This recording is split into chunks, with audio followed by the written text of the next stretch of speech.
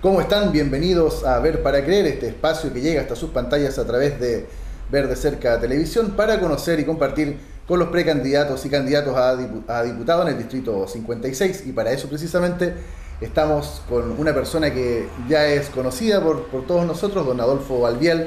Ha estado en otras oportunidades compartiendo con nosotros en Ver de Cerca. Ahora sí, ya como candidato después de haber vencido en las primarias. ¿Cómo estás, Adolfo? ¿Cómo está, Guillermo? Un agrado, muchas gracias por la invitación nuevamente. Siempre un gusto estar con ustedes, con tus televidentes y como dices tú, ahora como candidato. Había estado como precandidato antes de la primaria, de la elección primaria del 7 de abril. Así es, bueno, recordemos que se realizaron las primarias de la democracia cristiana en el Distrito 56, donde tú competiste con también una conocida nuestra, con Margot Alvarado, a quien derrotaste por hay que decirlo también, un estrecho margen de votos. Es la realidad, pues es como son las cosas. ¿Esperabas tú que fuera tan reñida la lucha? No, yo me imaginaba que iba a ser una competencia estrecha bueno, se dio que fue bastante estrecha y yo creo que aquí lo que es muy relevante es que el partido tuvo, más que el partido, el proceso de primaria completo tuvo una participación muy relevante, muy importante. Son más de 2.700 personas las que participaron, casi 3.000, lo que para una primaria parlamentaria es una cifra interesante. O sea, así es, más encima en un distrito donde no hay grandes ciudades, ¿cierto? Donde el electorado es muy disperso.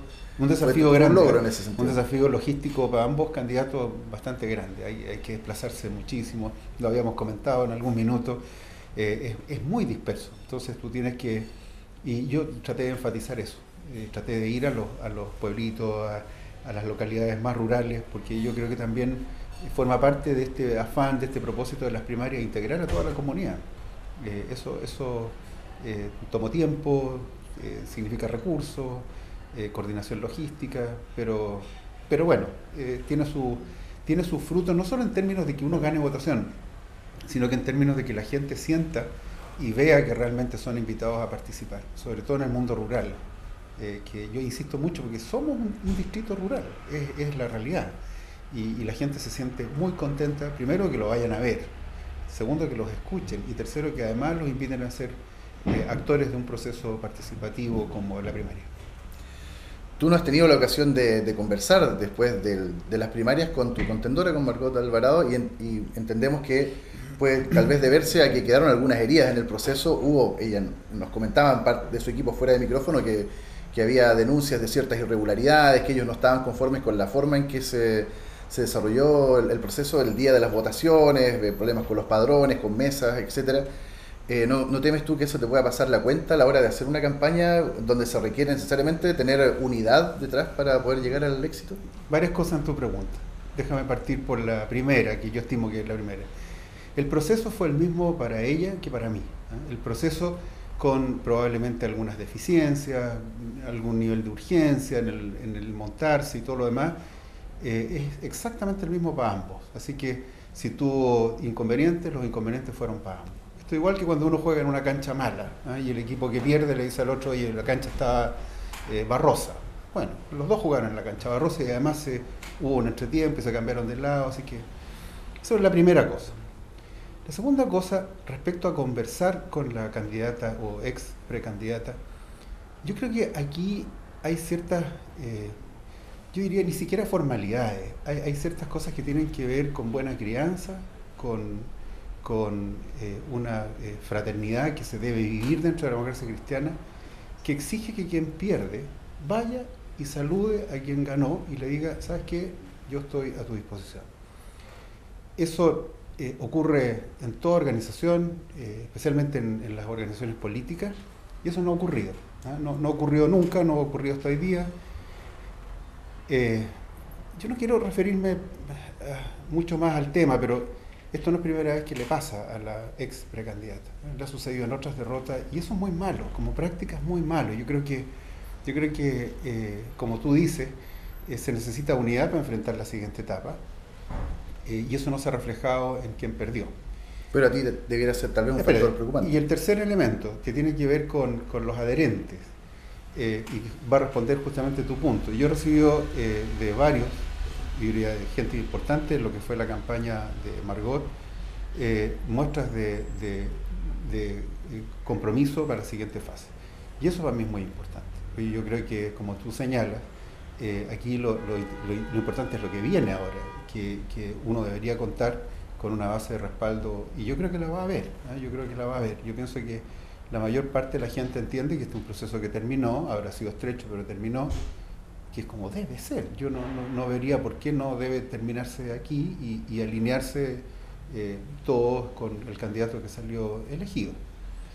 Fuera de eso hay desde luego gente independiente que mantiene su apoyo y que yo creo que es un segmento que además va a crecer en el caso de mi candidatura. Te invito a hacer un pequeño sobrevuelo político sobre el distrito. Hay algunos... ¿Vamos a sobrevolar nomás el distrito? Sobrevolemos y en algún momento vamos a aterrizar. En algún momento vamos a aterrizar. Primero para comentar que hay algunos precandidatos independientes, ¿cierto? Que estuvimos con Orieta Yauca, por ejemplo, hace algunos días acá. Pues probablemente va a haber candidatos también de partidos pequeños que no están alineados, ¿cierto?, con uno u otro de los grandes bloques de la política nacional. Cierta incertidumbre en la derecha con precandidatos en RN que van a primarias, un candidato de la UDI que, si bien ostenta un cargo importante a nivel de servicios públicos, no tiene todavía quizás la experiencia o la expertise para hacer campaña como su antecesor, el diputado Recondo. Y también el regreso del diputado Fidel Espinosa, que después de un acto público donde tú también estuviste, hizo una especie de moonwalker político, podríamos decirlo, y retrocedió y volvió a su distrito. ¿Cómo ves ese escenario y cómo te posicionas tú en este mapa político para lograr llegar al Parlamento? Voy a partir con la última parte. Yo creo que el escenario político ratifica que hay una muy buena chance de salir electo, ¿eh? Y yo creo que no cambia mucho la figura que habíamos discutido antes porque analizamos incluso, me acuerdo, el escenario de con Fidel Espinosa o sin Fidel Espinosa.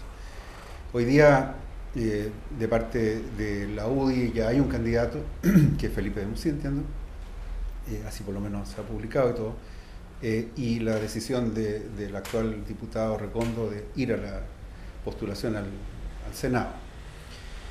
Y bueno, Renovación Nacional tiene sus dos precandidatos, entre los cuales tiene que definirse uno, Marcelo Ruiz y Luis Mas Ferrer. Yo creo que, como lo he dicho en anteriores ocasiones, ya con ratificado la decisión de Fidel Espinosa de venir a la postulación a diputado de nuevo por este distrito, que hay una razonable chance de doblar. Yo creo que hay una oportunidad en el doblaje.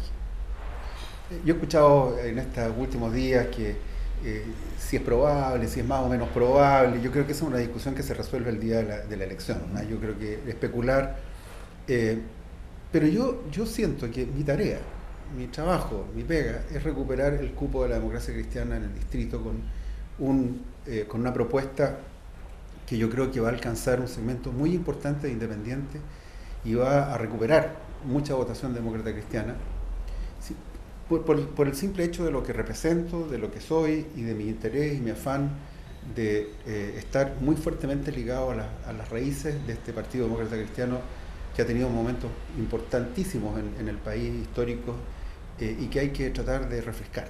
Yo creo que el futuro, como también lo hemos discutido en este espacio, pero más bien en otro espacio de este canal, yo creo que es oportunísimo que la democracia cristiana tome un rol de liderazgo y tiene que hacerlo. Entonces, en este vuelo rasante al que tú te refieres, yo creo que se mantiene una buena oportunidad y creo que puedo encarnar una alternativa muy interesante de doblaje. Y si no es de doblaje, tendré que ganar. Y yo creo que lo que uno tiene que tener en política es una ambición legítima, sana, cordial, transparente, pero desde luego uno se presenta para ganar, no se presenta para hacer un saludo a la bandera. Yo creo que con todo el respeto que me merecen todos los restantes candidatos, mi propósito es tener una votación que nos permita recuperar el cupo de diputado que tenía la democracia cristiana con un gran apoyo independiente. Después de este proceso de primarias donde tú tuviste la ocasión de estar en contacto con mucha gente con la que probablemente no habías tenido mucha cercanía por tus propios Sí. roles, ¿cierto? Sí. Tal vez han surgido inquietudes, problemas, incluso proyectos, ideas que puedan ser Sí. plasmados en una futura Sí. carrera parlamentaria. Cuéntame a tu juicio cuáles son Mira, esas ideas en lo principal. hay varias cosas, Guillermo, y te agradezco que lo preguntes porque esa es la realidad de este minuto. Después de recorrer y ir nosotros con algunas ideas preconcebidas de las cosas que podían ser importantes, la realidad te modula un poco lo que uno debería enfocar. Y yo creo que tuvimos un contacto muy directo con la realidad distrital. Y en eso yo creo que se ratifica la urgente necesidad de respaldar al mundo rural y a los esfuerzos que está haciendo la gente del mundo rural. Hay dos aspectos que no te sé decir exactamente cómo los vamos a enfrentar para encontrar soluciones, estamos trabajando en eso. Pero yo diría que son especialmente inquietantes. Uno tiene que ver con el tema de salud en el mundo rural. Y no es solo en el Distrito 56, yo diría que también es un tema nacional. La atención primaria de salud es deficiente, es insuficiente, especialmente para gente que está tan lejos de los servicios asistenciales de salud y que no tiene además una atención adecuada, oportuna, completa incluso como atención primaria. Esto es crítico en los adultos mayores, crítico, que además forman parte de probablemente el segmento poblacional más importante del mundo rural. Entonces hay aquí una obligación, una tarea que es urgente, es encontrar un mecanismo que permita reforzar la atención primaria en general en el país, pero yo te diría que en el mundo rural es extremo. Ese es un aspecto. El segundo aspecto tiene que ver con el trabajo, que también creo que lo conversamos en una oportunidad anterior, que a mí me queda clarísimo y a nuestro equipo también, que hay que acercar las oportunidades de trabajo a las localidades del mundo rural. Alguien me decía el otro día, sí, pero esa es una tarea que la veo difícil relacionada con un diputado. No, pues, eso es lo que yo creo que ha sido lo usual, ha sido parte de la historia para atrás, pero lo que queremos hacer es construir una forma de hacer política desde el Parlamento distinta. Y uno tiene un compromiso con la gente que lo va a respaldar y que te va a generar los votos para salir electo en tu distrito. Y eso significa que yo creo que hay que generar un régimen de incentivos, que hay que pensarlo, por dónde son los incentivos, para que se instalen más inversiones y por lo tanto oportunidades de generación de trabajo en nuestras comunidades, que además tienen las oportunidades que hemos discutido como turismo y como producción de alimentos. Y muy ligado con esto, un apoyo efectivo a la gente que está haciendo emprendimiento. Hay gente con esfuerzos en el mundo rural asociativos que son extraordinarios, que es parte de este caminar en el recorrido por el distrito en la primaria, que es súper enriquecedora. Desde ese punto de vista yo creo que la primaria ayuda muchísimo a tener propuestas realistas y cercanas a la gente. Y eso, Guillermo, es que en estos esfuerzos asociativos la gente no sabe, en muchos casos, qué instrumentos están disponibles, dónde están esos instrumentos y cómo materializa su esfuerzo en un negocio que se sostenga en el tiempo. Entonces hay gente con muchas habilidades, con capacidad extraordinaria en artesanía, por ejemplo, en pequeños emprendimientos agrícolas, en producción de alimentos de alto valor agregado. Pero ¿cómo usa los instrumentos, especialmente los instrumentos que le acercan al mercado? Ni idea. Ahora, esos instrumentos existen, no todos, pero existen. ¿Cómo se juntan esos instrumentos para que la gente termine con un negocio y no con una buena formación que cuando no termina el negocio termina en una tremenda frustración? Entonces yo te diría que, solo por mencionar dos de los aspectos que a mi juicio son muy importantes en esa materia. Y acá, yo te diría en el tema más urbano del distrito, hay muchas urgencias que tienen que ver con temas ambientales. Sistemas de tratamiento de agua, de las aguas de las propias comunas, que mucha gente se queja de los salmones. Podemos hablar también de los salmones, no tengo ningún reparo en hacerlo, pero se queja de cosas que no tienen ni por cerca el impacto que tiene el propio tratamiento de las aguas servidas de la población. Es una cuestión que en un distrito que tiene ciertamente vocación turística y que lo demuestran las cifras, por ejemplo estas recientes de visitantes, incluso de turismo a larga distancia, no se condice con esa condición. Pero no solo los sistemas de tratamiento, sino que los sistemas de cultura general y de aseo en los propios centros urbanos. Y pareciera menor, pero no es menor. Para un distrito que quiere apuntar hacia allá, son dos impedimentos gigantescos. Y luego los vertederos. Yo lo he señalado varias veces, en un distrito como este, los mega vertederos o rellenos sanitarios, son proyectos que no tienen relación de nuevo con un distrito con esta vocación. Hay que pensar más bien en micro rellenos sanitarios que se satisfacen la recolección y tratamiento de la residuos y basura de localidades más cercanas y, te fijas, y más dispersos, atomizados, como es la dispersión del distrito, que tener megacentros que al final yo creo que van a generar riesgos de impacto ambiental. Algo que ya parece que está oleado y sacramentado con el caso de La Laja. Sí, yo creo que va para allá y dado esa situación, Guillermo, yo creo que hay que monitorear La Laja, pero monitorearla permanentemente, de modo que si la cosa tiene riesgos efectivos de contaminación de napa o de humedales o de otros patrimonios naturales, o impacto para la comunidad, por olores, por emisión de este estilo, hay que tomar medidas inmediatas, y así se haya proyectado para una capacidad X, si tiene que ser X menos algo, bueno, será X menos algo. ¿Por qué? Porque el monitoreo te advierte con tiempo de que eso no puede seguir desarrollándose en esa forma o en esa dirección. Te vamos a poner a prueba, Adolfo, tú que vienes del mundo salmonero en términos empresariales y que también has tenido mucho contacto con las comunidades rurales. Hay un caso que es emblemático que está desarrollando en estos días, en la localidad de Totoral, que tú debes conocer, que está en la costa del lago Yanquihue, ¿cierto? Donde hay instalada una salmonera importante, muy conocida, y que está pretendiendo aumentar de manera también fundamental el número de balsas jaula y todo el proceso productivo. Aumentar la producción en el fondo. En el fondo, ¿cierto? En la parte de la comunidad resiste esta medida, también genera preocupación en la gente que está trabajando en el rubro del turismo. ¿Cuál es tu visión al respecto? Bueno, aquí, como tú sabes, y probablemente los televidentes también, ha habido un cambio normativo, regulatorio muy potente en la industria salmonera a raíz de la crisis del virus ISA hace ya algún tiempo, o sea, entre el 2007 y el 2010.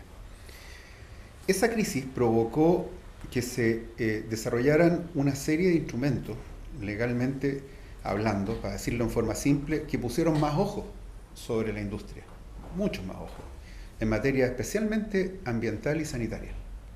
Y de eso no se escaparon los centros de agua dulce, o sea, en los lagos e incluso las pisciculturas que están en tierra, que tienen la obligación de monitorear, la obligación de declarar cuando hay enfermedades, cuando hay, en fin. Y también exigencias que tienen que ver con la aprobación de aumentos de producción o de nuevos centros. En el caso de agua dulce ya no pueden haber nuevos centros en los lagos, eso es importante que la gente lo sepa. Y los que hay, cuando quieren hacer estos aumentos de producción, se tienen que someter no solo al proceso ahora aprobatorio que está dentro del propio sector acuícola, sino que además a la regulación ambiental, que hoy día es además muy exigente. Entonces, yo me atrevería a decir que ha pasado por filtros esta propuesta, que son, o va a terminar de pasar por filtros, que todavía está en desarrollo, que son muy importantes. Uno de los cuales incluye la participación pública. Así o sea, es. hay que, y yo creo que no solo hay que, sino que es la obligación, no solo de este proyecto, sino que de cualquier otro proyecto de acuicultura, de presentárselo a la gente y lograr la licencia social para sus proyectos. O sea, aquí no basta con la licencia legal, con la licencia económica, sino que además tú tienes que tener el acuerdo de la comunidad. Yo creo que el destino de cualquier proyecto, no solo acuícola, que hoy día no cuenta con el soporte de la gente aledaña y de las comunidades cercanas, a mi juicio es inviable en el mediano plazo o en el corto plazo. En este caso como puntual, si tú fueras parte de la comunidad, ¿cierto? Si tú tuvieras la oportunidad de participar de este proceso de aprobación ciudadana, ¿estarías a favor o en contra de? Hoy día existe el centro. Hoy día lo que a mí, si yo fuera parte del proceso y estuviera como un miembro de la comunidad, como tú bien señalas, a mí me gustaría que me demuestren que este aumento en la capacidad productiva no va a generar, por ejemplo, un impacto sobre los fondos que a su vez impacte a las zonas aledañas. Los fondos son un tema sensible en los centros en general de que usan cuerpos de agua, pero en particular en los lagos. ¿Por qué? Porque las tasas de renovación de agua son más bajas, no hay las corrientes que hay en el mar, y eso significa que puede haber una acumulación sobre los fondos significativa de restos de fecas y restos de alimentos. Una contaminación importante que después es muy difícil de subsanar. Se puede subsanar. Lo que pasa, Guillermo, y se puede subsanar incluso con el descanso de los centros. Pero de nuevo, como las tasas pueden llegar a ser relevantes en un lago, se puede tomar un tiempo significativo. Y desde luego que si no se hace, eso genera anoxia sobre los fondos, o sea, falta de oxígeno, eso daña a la flora y fauna del sector, pero también puede dañar la calidad de los cuerpos de agua de ese lugar, que también tienen otros usos. Tienen uso en la pesca de orilla, tienen uso, y por último, usos recreacionales, ¿no es cierto?, en que la gente se puede meter a bañar y lo que pisa no es ni arena ni piedra, sino que es como un fango. Uh-huh. Ahora, dicho eso, es una de las cosas que yo le pediría. Demuéstrame que esta expansión no va a tener impacto en este aspecto y qué medidas tomó para hacerlo. Esa es una. La otra, que yo creo que las empresas tienen que hacer esfuerzos por, de alguna manera, si tú quieres, mimetizarse o confundirse con el entorno, de manera que no dañen desde el punto de vista escénico el lugar. Como te digo, en ese caso en particular ese centro ya existe. Y lo que uno podría decirle, bueno, ya que se va a expandir, dígame qué medidas puede tomar desde el punto de vista de confundirse y que no sea tan interviniente con escenarios como estos, que son súper importantes y que yo creo que debiera estar en el interés de la empresa cautelar. Y por último, yo creo, Guillermo, que también es importante el efecto que tiene en términos de transporte, uso de caminos y eso. Yo creo que la empresa debería también demostrar cómo va a mitigar efectos previsibles de un aumento de producción por un mayor tránsito de camiones, estacionamiento, uso del camino, cómo se va a comprometer también a mantener un camino en buen estado que lo usan también otra gente de la comunidad. Está claro que va a haber un impacto, sí o sí. Siempre hay impacto, siempre hay impacto. Lo importante es que se diga qué medidas se han tomado para mitigar esos impactos e incluso convertir algunos de ellos en un beneficio, que sería lo ideal, y que uno esperaría que se pueda hacer de impacto positivo para la comunidad. Hemos visto, por ejemplo, al diputado Espinosa oponerse tajantemente a algunos proyectos, estar a veces quizá a priori, a veces con conocimiento de causa, siempre del lado de las comunidades y no de las empresas. ¿Serías tú capaz de tomar ese papel también? ¿Cuál? El de estar casi tomar la bandera de las comunidades antes de... Si yo veo, Guillermo, que estas cosas que, por ejemplo, que entrando en el área chica te acabo de decir, pues no tengo... Pero tú tienes mucho contacto en el mundo salmonero, sí, entonces tal vez sea una posición complicada. No, pero espérate.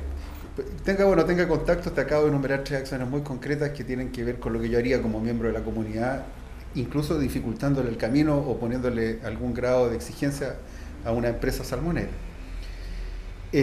Por supuesto que no tendría inconveniente en hacerlo si yo me doy cuenta que un proyecto se lleva a cabo con poca consideración de la comunidad o en quiebre con la comunidad, que no favorece desde luego a la comunidad ni a la empresa. Yo creo que no es un favor para ninguno. Y yo creo que esas cosas no solo hay que denunciarlas, sino que hay que buscarle salida también, porque no hay que perder de vista, y esa es la otra cara de la moneda, que estos centros dan trabajo. En la zona hay gente, no poca, que vive del trabajo que genera esa misma empresa, por ejemplo, y otra que hay cercana, y tuve oportunidad de conversar con los trabajadores también de esa empresa.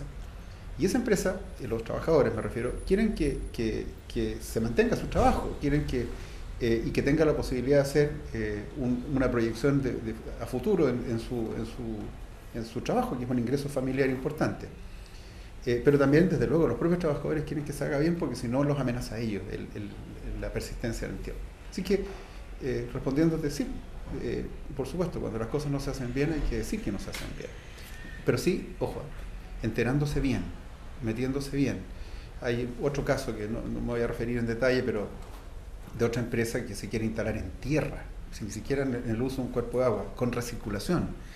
En el uso de un río que incluso le va a devolver agua de mejor calidad ambiental al río, porque tú sabes que la recirculación trata el agua, la trata, la filtra, la desinfecta, le quita el amonio, y ese río recibe descargas domiciliarias, o sea, las descargas de un pueblito, o una ciudad, o una comuna, no vamos a decir todavía cuál, porque no da lo mismo, que no se trata.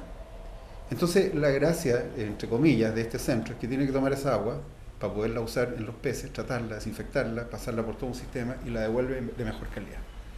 Bueno, hay una oposición en este minuto de una parte importante de la comunidad cercana, pero yo creo que lo que ahí urge es explicarle a esa comunidad en qué consiste el proyecto, en términos sencillos, simples, claros y honestos.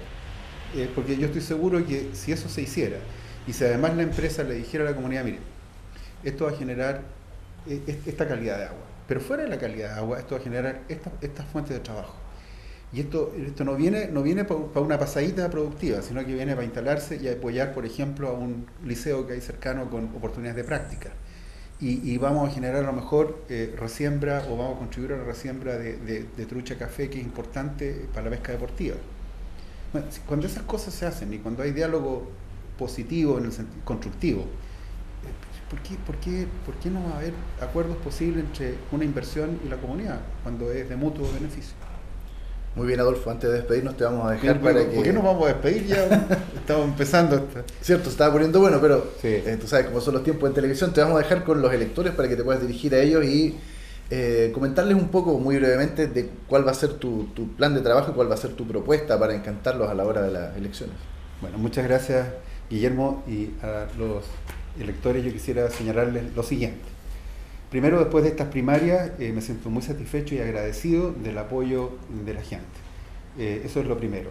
Yo creo que uno tiene la obligación de agradecer cuando la gente le da un respaldo en una elección estrecha, pero al fin y al cabo respaldo que le permiten a uno enfrentar una segunda fase en la que espero tener no solo el respaldo de la gente que votó por mí en la primaria, sino que de todos aquellos que estuvieron legítimamente con la otra opción, pero además que se sumen muchos más independientes, gente de centro, gente que está comprometida con cambios importantes que va a tener el país en el próximo tiempo, pero con una mirada de moderación. Aquí el país que necesitamos no se construye con la discrepancia, no se construye enfatizando esta guerra que han denominado algunos líderes políticos, sino que se construye con grandes acuerdos. Todos los temas que vienen, que tienen que ver con los aspectos de seguridad social, salud, educación y previsión, y además los temas ambientales de energía y agua, por mencionar los más relevantes, requieren acuerdos. Esto no se va a hacer en la discrepancia, esto no se va a hacer enfatizando las cosas que nos desunen y no las que nos unen. El país necesita de un gesto de parte de su clase política que demuestre que estamos todos realmente interesados en el bienestar de las personas y en su calidad de vida. Esa es mi propuesta en términos generales. Es más una actitud, es más hoy día una inspiración que un proyecto específico, que los otros ya lo hemos conversado con Guillermo en este caso, pero el fondo, lo que me permite este mensaje para ustedes, es el que les acabo de señalar.